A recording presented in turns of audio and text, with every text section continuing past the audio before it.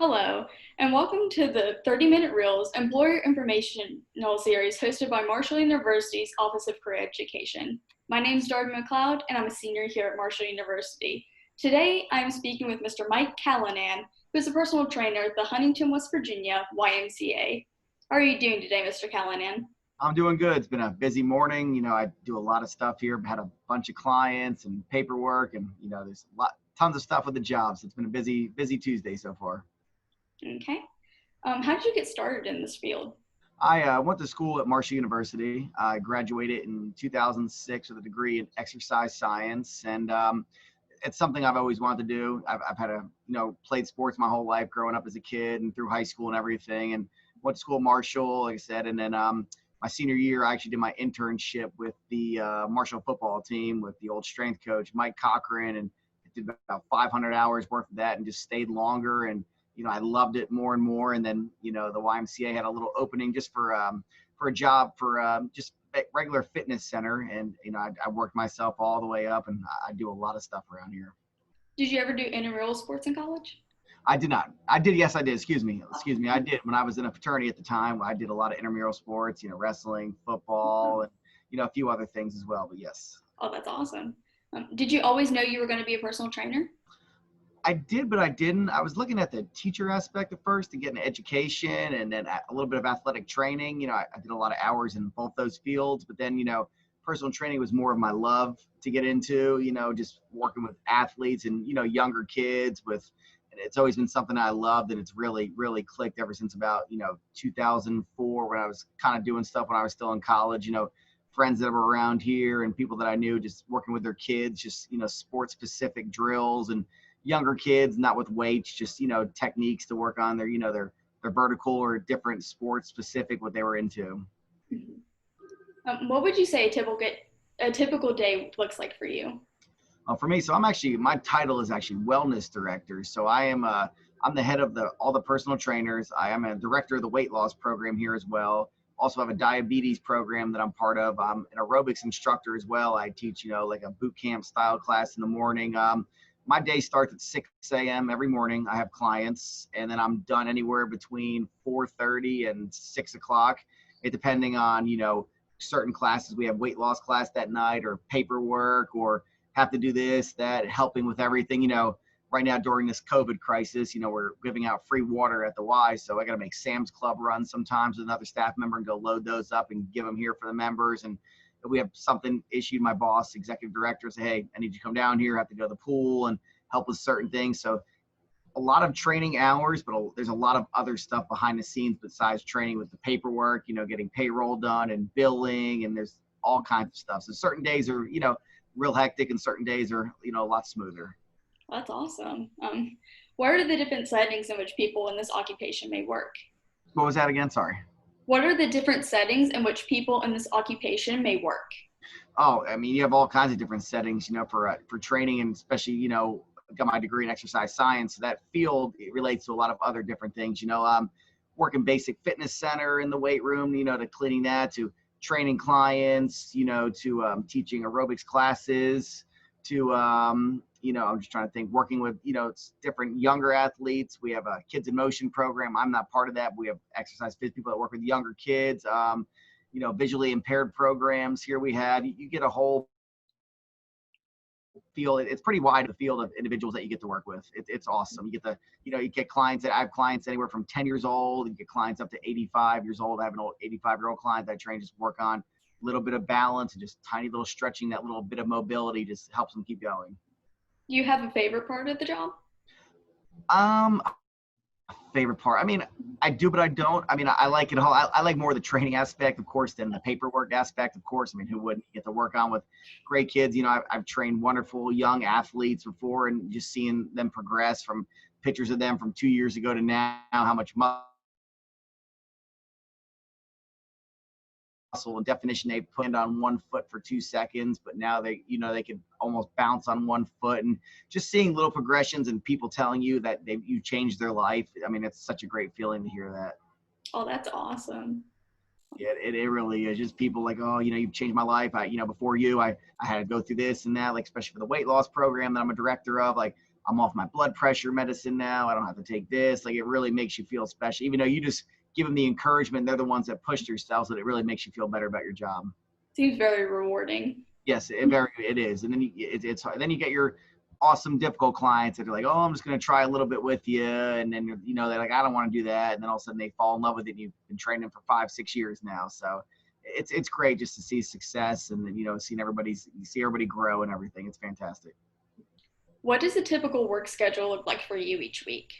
I'd say Mondays are usually my busy day. So, like Mondays, I usually have clients pretty standard at 6, 7, 8, 9, 11, 2, and then in between, try to get a workout myself in between or have to do paperwork or, Mondays I get ready for the weight loss program we have as well from 4:30 to 6. So I got to write up the workout for that and, just get everything, make sure, especially now with COVID, the bottles are clean. We fill our bottles every day, make sure the sanitizer's clean, fresh towels, paper towels, get the personal training cards that we fill out, make sure that's stacked up on the shelves and in order and, just get yourself ready for the next day as well. So you're prepared because, sometimes training, sometimes I'll have days where I have 7, 8 clients in a row, 7, 8 hours straight. And you barely have a little time to use the bathroom break. So you kind of got to be prepared and get yourself, in a little, have yourself organized so you can go on to the next. When you do have a little break, you know where to go.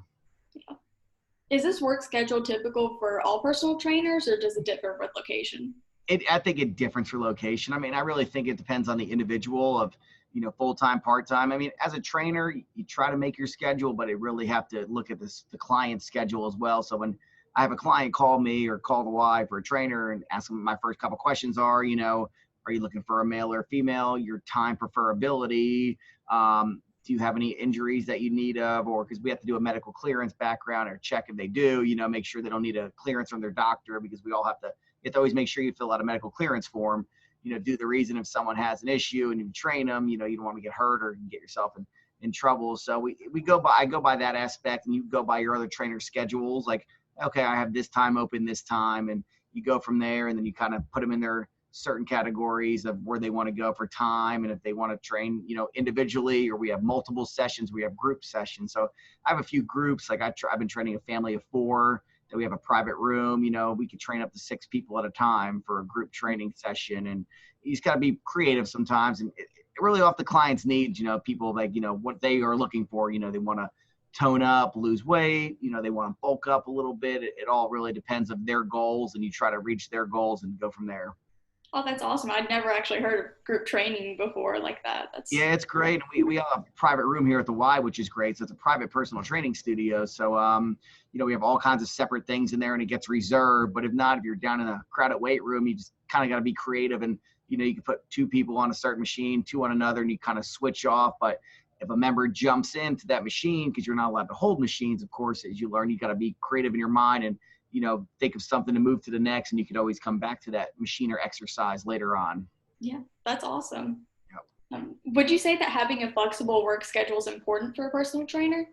Yes, I'd say it would be, especially, for example, for a trainer wise, if, say someone's on their way and like, oh, I got an emergency, I have to run this errand or my work's keeping me after, is there any way I could push my appointment from 3 to like 5 or 6 today? So it happens more than you think. We're all adults here, kids, things pop up, even though the old excuse you heard, flat tires, I mean, they do happen, or I'm stuck in traffic, or there's an accident, or I have to go help with this and that. So you try to get them in there as much as you can and try to be flexible. You can, sometimes you can, or sometimes you've got other clients as well. I've had a few situations like, hey, do you mind if Susie comes with you tonight at 4, just for this one time? And, you kind of get familiar when you get some clients and they're who they are and their comfortability, like, oh, this would be great. We can just work out together today. If not, like, I can't do it today, unfortunately, let's just move it to tomorrow, and giving a heads up for trainers, for clients, giving a trainer the most heads up is the most important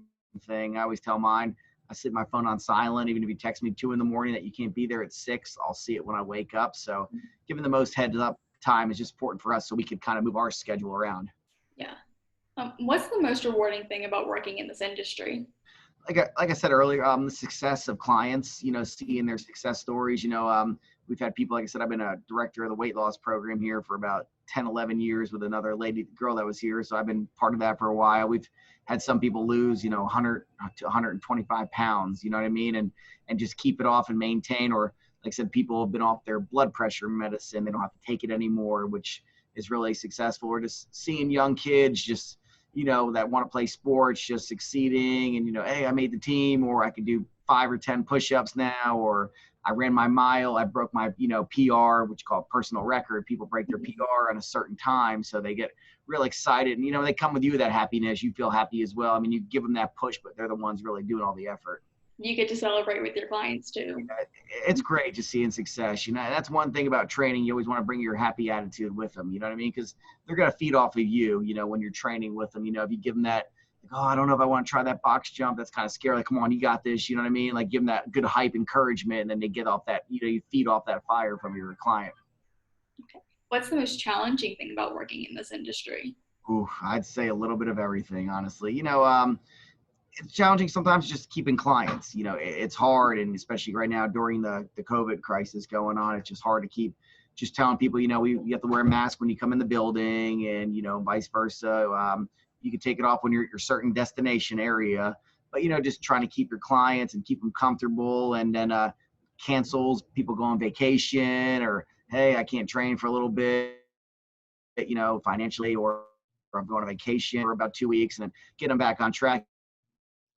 You try to set them workouts with just, just a little bit of everything, just cleaning up after other people as well, stacking the weights, and just, there's a, paperwork part. It gets more than you think if you don't kind of do it, like, payroll. If you wait to the end, you're really going to back yourself up. But if you try to do little by little at the each week, it really helps you towards the end of the week when you have to get it done, submit it. So which skills are most important to acquire, or what skills do employers look for? It's a good question. Like I said, I think personality, eye contacts are really a key issue with training. I really think when you sit there with your, with the boss, and, you make your eye contact and stern, besides, have your resume and just say, this is what I love to do in my exercise field. And, I think eye contact is a great, feeling to have with them, with the boss when you're sitting there in your meeting, and then just bringing your skills and background. You could always have a demonstration, kind of when I got hired on, kind of shadow a little bit. You get to shadow other trainers, which is great, and I still do, even on the boss, like you learn, I have a wonderful staff here of, 10 trainers. You get to learn techniques because every trainer is different, which is awesome. Like, oh, that exercise looks great today. So, I'm going to try that with my clients. So, and there's always stuff to learn, and there's always stuff to learn every day, which is fantastic. And, thing with technology, with, YouTube and different conferences, there's all kinds of personal training conferences online, or different exercise come out. TRX is a real big popular thing now, or kettlebells, or F45, or, everything. So you get to learn and do stuff every day and bring it to your client, and then trainers learn from you and you learn from them. And it's just a great flow. That's awesome. How important is career development in this field, like networking in college and mentorships and job shadowing? It's wonderful. See, I was very blessed when Rob Froper, I used to work with Huntington Prep basketball when that came here with another assistant, Jody Mallory, and Chris Lane, worked with them, and that was wonderful. Traveling, going all over the U.S., to meeting other coaches and other games, and like, oh, that sounds wonderful. Or going to big Y conferences, like, oh, you did that. I'd love to get your your email and your contact. That'd be a wonderful program we'd like to start here at RY. And just, reaching out to, other facilities or conferences are great. There's always different places to get CECs and, different credentials. And there's always some kind of statewide, hour away, 4 or 5 hours away. You could always go to like a conference or a training thing, get boot camp certified. Or it's just really great to network yourself as much as possible. I mean, you can never have enough certifications and, different things. Some of my trainers are, certified in TRX and yoga and cycling and Pilates, and just great to have all that extra backgrounds, instead of just stick with one thing, like I said, besides myself as a trainer, the weight loss director, and we have diabetes program. And then it's just great to use yourself all over the place for other positions. Do you have any certifications that you would offer to students who are looking for a career in this field?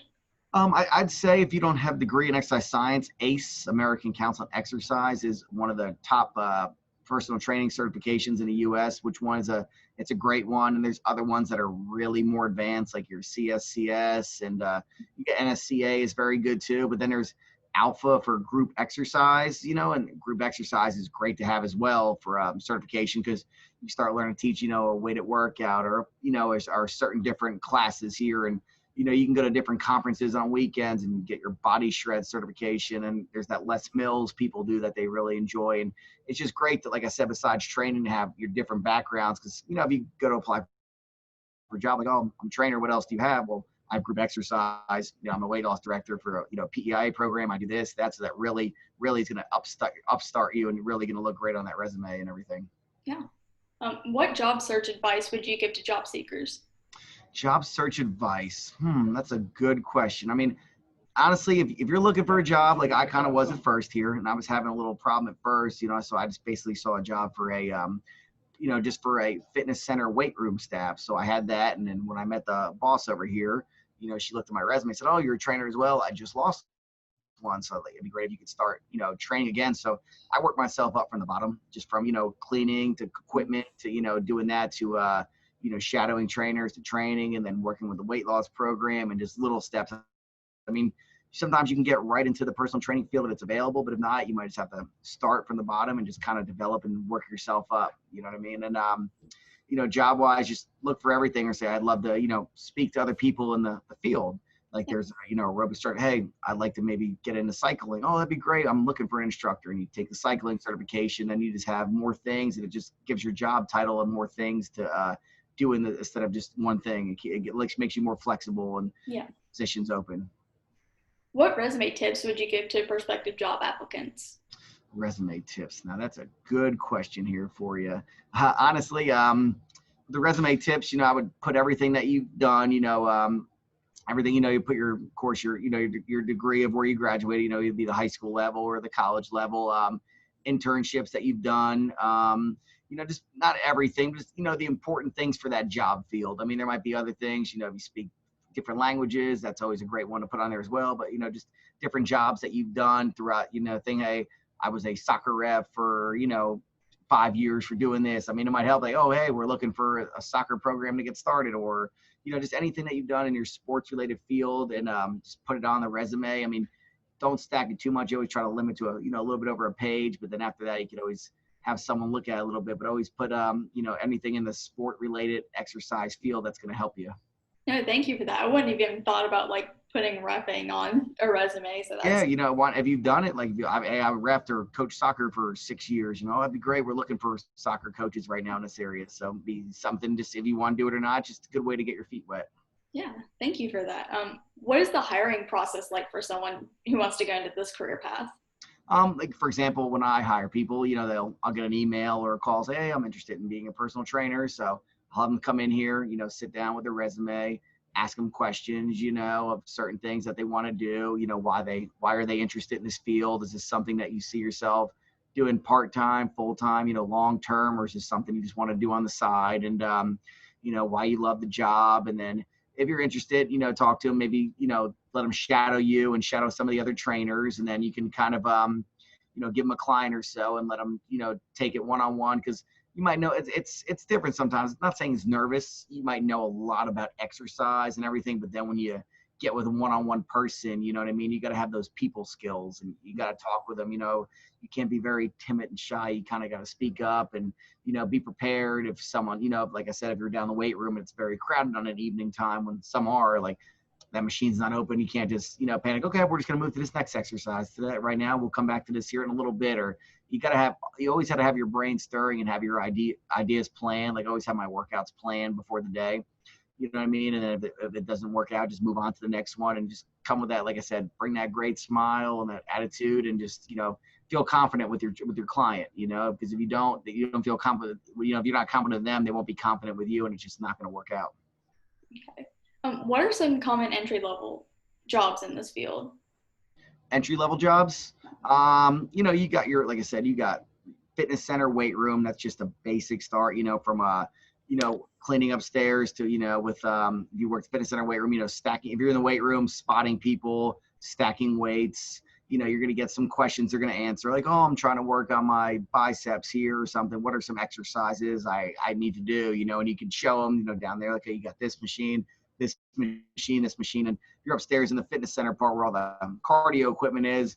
I need help. I want to do a interval training on this treadmill. How can you do this? Like, okay, you hit this button for speed and then it'll lower down for this, or set them up on different times. And then, you're just make sure you're up there cleaning the equipment, keeping it sanitized, especially right now in these times that we're in. We definitely got to keep everything clean.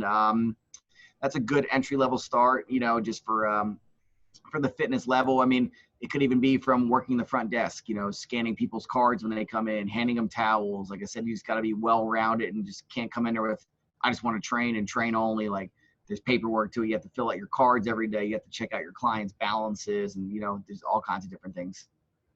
What does a career advancement look like in this field? Are there many opportunities to advance? Oh yeah, absolutely. Like, I'm saying, for example, I could use some friends of mine, for example, same thing, personal trainers. Now they open up their own gym, they open up their own facility, or they moved along here, when I did a wonderful internship when I was at Marshall, intern strength coach with me, he was one of the head strength coaches at a big Division I college. He got that big upgrade, and I've had some that have went to the NFL or to the NBA and have been, trainers. Like, yeah, there's always development. You know what I mean? It's a great start.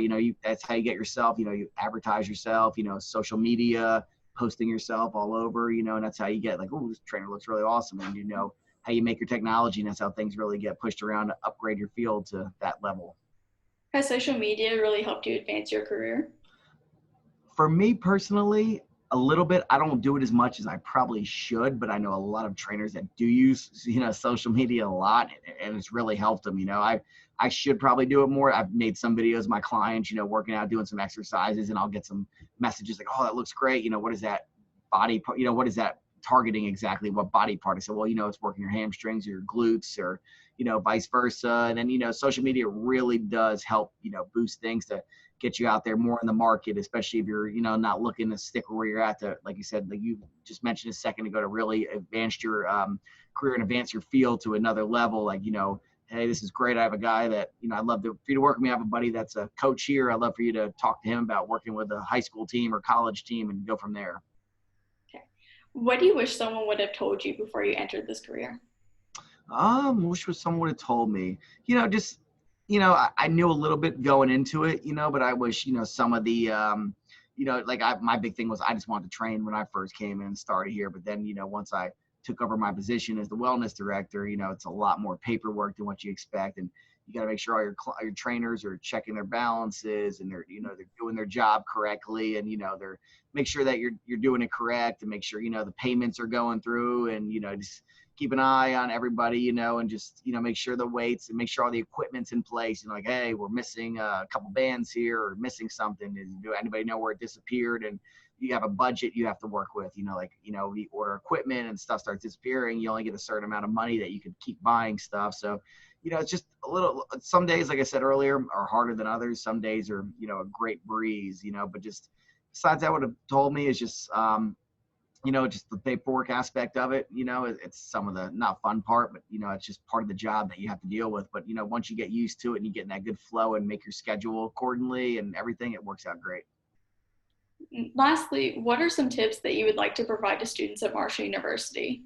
My tips would be just, don't be scared. Ask questions. If you have always ask questions. You're more than welcome to share my contact. They could always email me or call me, or, always ask questions. Never be afraid to ask too many questions. If you're interested in the training aspect, always ask, like, hey, is there any way I can come in and shadow and see it? Because there's certain things that you might like, oh, that looks great. Or if you want to spend a whole day and just spend a day of a trainer of certain ways of what they go through, and, of the training and the paperwork and the cleaning aspect. I mean, you might be, like I said, it's just not your, oh, train a client, see you later. There's other aspects too, but tips, ask questions, don't be scared. Come in there with a positive question. No question is going to be a wrong question. There's, we can't find an answer. We'll look it up for you, but it's always better to ask more than to ask less. Cause you know what I mean? With the quiet aspect, cause with this training field, you got to have that little bit of energy and, bring some determination into it. Cause you said that clients start to feed off that, and you get them all excited, and then you get to see those results by the end of the day. But like I said, always ask questions. It's never a wrong question.